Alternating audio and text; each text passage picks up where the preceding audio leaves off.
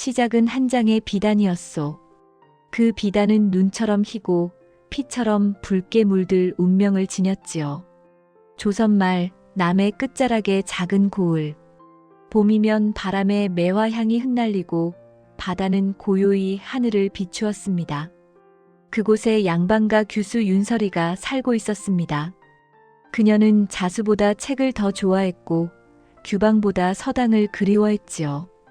밤마다 남장을 하고 학문을 배우러 가던 그녀를 사람들은 몰래 서당 도령이라 불렀습니다. 그녀의 약혼자는 이준, 고을 군관으로 청렴하기로 이름난 사내였지요. 둘은 어린 시절부터 마음을 나누었고 약혼식 날 그녀는 직접 붉은 비단으로 술을 놓아 선물했습니다. 이건 제 약속이에요. 거짓이 세상을 덮어도 당신과 나는 진실을 택하겠다고. 그녀의 눈빛은 떨리지 않았습니다. 이주는 말없이 고개를 숙이며 그 비단을 품에 넣었습니다. 그러나 그들이 맺은 약속은 곧 피의 서약이 되어 세상을 뒤흔들게 될 줄 그 누구도 몰랐지요. 그날 밤 남해의 바람이 유난히 붉었습니다. 달빛 아래 붉은 비단이 창가에 걸려 흔들릴 때마다 운명은 이미 한 걸음씩 다가오고 있었던 것이었습니다. 그해 여름 남해의 하늘은 유난히 짙었습니다. 밀물과 썰물이 뒤섞이듯 고을의 공기도 불안하게 뒤섞였지요. 조정에서 내려온 한 장의 공문이 고요한 바다를 깨뜨렸습니다. 남해 일대 양반가에서 영모의 문서가 발견되었다. 문서의 중심에는 뜻밖에도 윤대감, 설이의 아버지의 이름이 올라 있었습니다. 그는 평생 백성의 억울함을 풀어주던 어질고 학식 높은 인물이었지요. 하지만 관아는 그를 영모의 주모자로 지목했습니다. 그날 저녁 관아의 군졸들이 집을 포위했습니다. 철갑 소리가 울리고 붉은 해가 기울어질 무렵 포졸들의 대장이 말에서 내렸습니다. 그는 바로 이준이었습니다. 윤대감 왕명을 받들어 모시러 왔습니다. 그의 목소리는 떨렸고 눈빛은 흔들렸습니다. 설이는 문틈에서 그 모습을 보고 피가 식어버렸지요. 오라버니, 당신이? 설이야, 지금은 말하지 마오.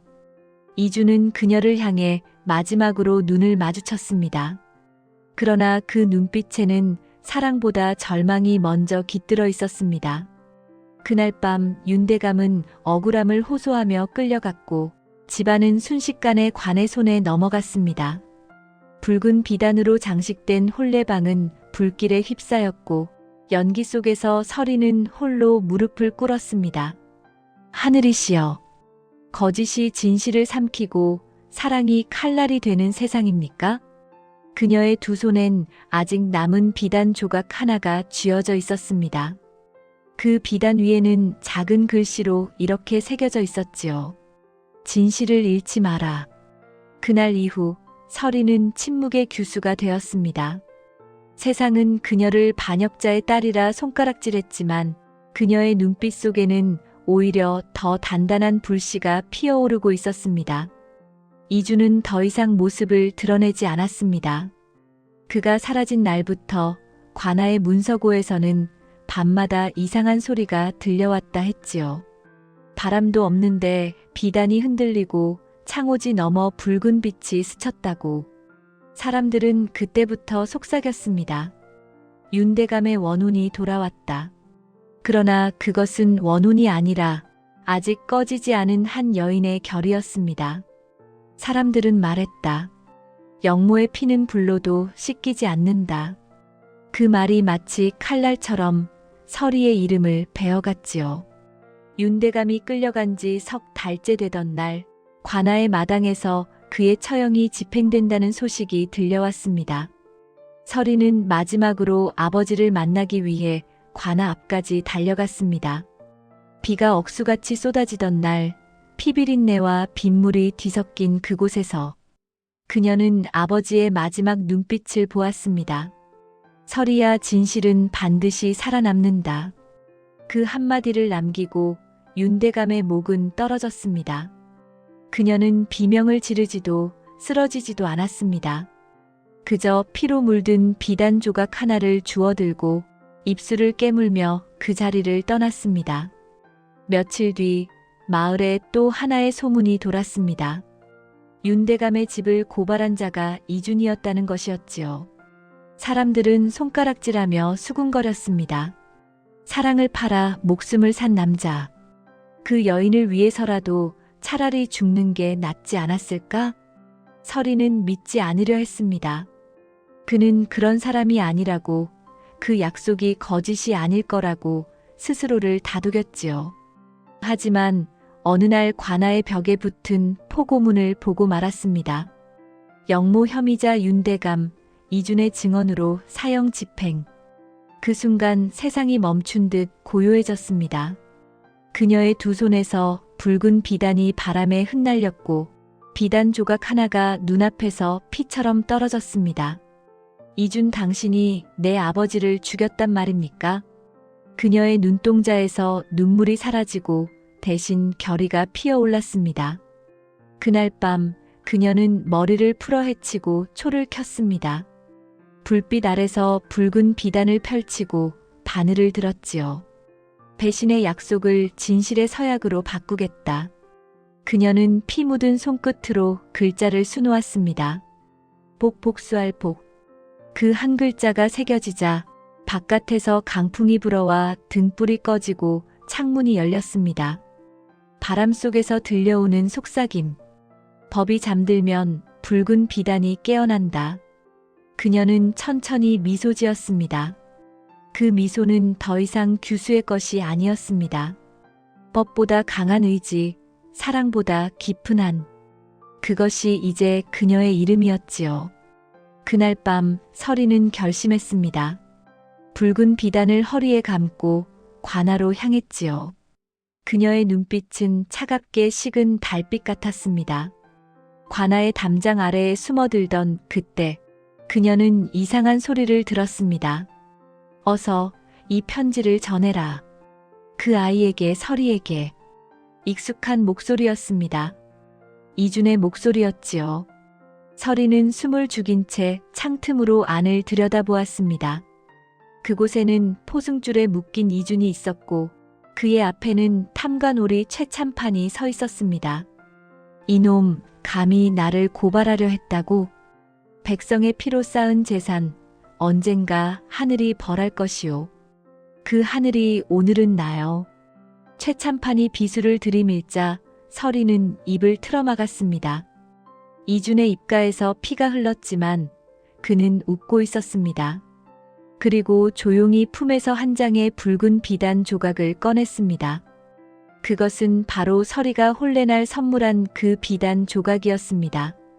그 위에는 그녀의 수놓은 글자 진이 반짝이고 있었지요. 나는 약속을 지켰다. 진실을 위해 거짓을 뒤집었을 뿐 그녀를 지키기 위해. 최참판이 비수를 내리려던 순간 관아 문이 벌컥 열리며 포졸들이 들이닥쳤습니다. 그러나 그들은 모두 최참판의 부하들이었지요. 이준은 그 자리에서 사형 판결을 받고 끌려나갔습니다. 이 모든 일이 진실을 밝히려던 그가 짜놓은 함정이었음을 서리는 그제야 깨달았습니다. 그녀는 밤새 울었습니다. 당신은 나를 배신한 것이 아니라 나를 지키려 했던 것이군요. 그녀가 그날 밤 몰래 손에 쥐어든 것은 이준이 남긴 마지막 편지였습니다. 서리야, 붉은 비단을 불태우지 마라. 그건 복수가 아니라 진실의 깃발이 될 것이다. 내 피로 물든 약속이 언젠가 너의 손으로 완성되리라. 그 순간 바람이 불었습니다. 창문이 열리고 붉은 비단이 바람에 흩날렸지요. 그녀는 눈을 감고 중얼거렸습니다. 그래요, 오라버니, 당신의 약속을 대신 지키겠어요. 그녀의 눈빛은 다시 뜨거워졌습니다. 복수가 아닌 정의의 불길이 그녀의 가슴 속에서 타오르고 있었지요. 그날 새벽 고을의 하늘 위로 붉은 비단 한 조각이 바람에 날려 올라갔습니다. 그것은 마치 피로 쓴 진실의 서약 같았다고 사람들은 전했습니다. 다음 날 밤 남해의 고을은 폭풍 전야처럼 잠잠했습니다. 달빛이 흐릿한 구름에 가려 있었고 바람은 바다 냄새를 실어와 골목마다 스며들었지요. 그 고요를 깨며 붉은 비단을 허리에 두른 한 여인이 걸어 들어왔습니다. 그녀의 이름은 이제 윤설이가 아니라 백성들이 속삭이던 이름 붉은 비단 여인. 그녀는 불빛 하나 없는 관아 앞에 멈춰 섰습니다. 한 손에는 활, 다른 손에는 자신이 만든 붉은 깃발이 들려 있었지요. 그 깃발엔 단 한 글자, 진실의 진. 그녀는 외쳤습니다. 오늘 밤 진실이 하늘 아래 드러나리라. 그 순간 사방에서 불길이 치솟았습니다. 관아의 문에 붙은 비밀 장부가 터져나가듯 타올랐고 백성들이 숨어있던 골목마다 하나둘 불빛이 켜졌습니다. 사람들이 모였습니다. 그들은 더 이상 두려워하지 않았습니다. 이건 반역이 아니다.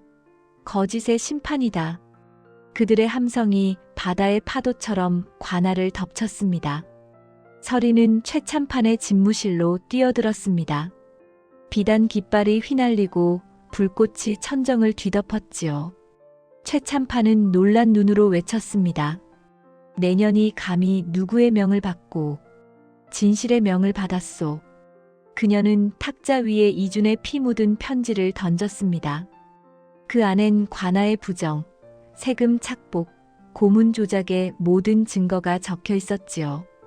그녀는 붉은 비단으로 화살을 감싸고 활시위를 당겼습니다. 쉬잉! 불길 속을 가르며 날아간 화살이 장부를 꿰뚫었습니다. 기름이 스며든 종이가 폭발하듯 타오르자 최참판은 비명을 질렀습니다. 이것이 내가 택한 정이냐? 당신이 외면한 하늘의 뜻이요. 그 순간 관아의 문이 열리며 백성들이 들이닥쳤습니다. 억울한 농부, 고문당한 하인, 세금을 빼앗긴 어부들이 함께 붉은 깃발 아래 모였지요. 설이는 외쳤습니다. 이주는 역적이 아니오. 진실을 위해 죽은 충신이었소. 그리고 그를 죽인 자는 당신이오. 최참판. 그녀의 목소리는 불길을 가르고 퍼져나갔습니다. 백성들의 눈에 눈물이 고였고 최참판은 무릎을 꿇었습니다. 하늘이 날 심판하는 것이냐? 그때 붉은 비단 깃발이 거센 바람을 타고 휘날렸습니다. 그 붉은 빛이 마치 피처럼, 그러나 피보다 더 찬란하게 어둠을 물들였지요. 바다 건너 첫 새벽빛이 스며들 무렵 관아의 옥상에 붉은 깃발이 걸렸습니다. 그 아래 쓰러진 최참판은 끝내 말했습니다. 하늘이 두려운 줄 이제서야 아는구나. 그날 새벽 남해의 바람은 붉었습니다. 그러나 그 붉음은 피의 색이 아니라 거짓을 태운 진실의 빛이었습니다. 그날 이후 남해의 고을엔 긴 침묵이 내려앉았습니다. 불타던 관아는 재로 변했고 바다는 아무 일도 없었다는 듯 고요했지요. 하지만 사람들의 마음속에는 새벽처럼 서서히 빛이 스며들었습니다. 며칠이 지나자 바닷가 절벽 아래서 붉은 비단 조각 하나가 발견되었습니다. 비단의 가장자리는 타서 까맣게 그을렸지만 그 한가운데엔 또렷한 글씨가 남아 있었지요. 진실은 피로도 지워지지 않는다. 그 비단은 백성들 사이에서 진리의 깃발이라 불렸습니다. 누군가는 그것이 설이의 마지막 흔적이라 했고 누군가는 그녀가 이준의 혼을 따라 먼 산으로 떠났다고도 했습니다. 그녀의 무덤도 이름도 남지 않았지만 그녀의 이야기는 입에서 입으로 전해졌습니다. 이듬해 봄 새로운 원님이 부임했습니다. 그는 부패한 관리들을 단죄하고 백성의 억울함을 풀어주며 관아의 마당 한가운데 붉은 깃발의 비석을 세웠습니다. 그 비석에는 이렇게 새겨져 있었지요. 진실은 감출 수 없고 정의는 죽지 않는다. 바람이 불면 바다 위로 붉은 노을이 퍼졌습니다. 그 노을은 마치 다시 살아난 비단처럼 하늘에 물들었지요. 그날의 불길이 피운 것은 복수가 아니라 새로운 시작이었습니다. 사람들은 지금도 말합니다. 그녀는 사랑을 잃었지만 세상은 진실을 얻었다고. 달빛이 바다 위에 비치면 파도 끝마다 붉은 빛이 번쩍인다지요. 그건 피의 색이 아니라 진심의 약속이 남긴 빛이었습니다. 붉게 물든 건 피가 아니라 거짓을 태운 그녀의 진심이었소.